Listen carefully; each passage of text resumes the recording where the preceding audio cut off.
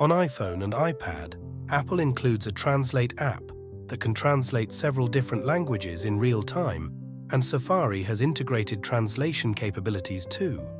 As of now, supported languages include English, Spanish, French, Italian, German, Russian, Portuguese, Japanese, Chinese, Korean, Ukrainian, Polish, Arabic, Dutch, Indonesian, Thai, Turkish, and Vietnamese.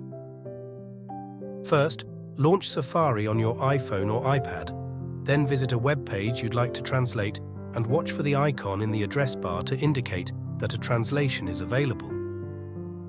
Tap the AA button in the far left of the address bar, then select Translate to in the drop-down menu.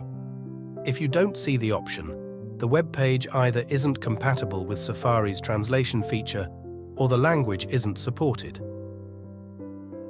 Now tap Enable Translation in the prompt if required.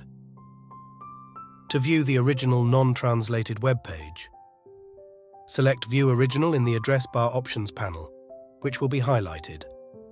You also have the option to report a translation issue if you see one. You can translate web content into additional languages if you add them to your preferred languages list. For that, launch the Settings app on your iPhone and iPad. Tap General, Language and Region, and tap Add Language. Select a language from the list.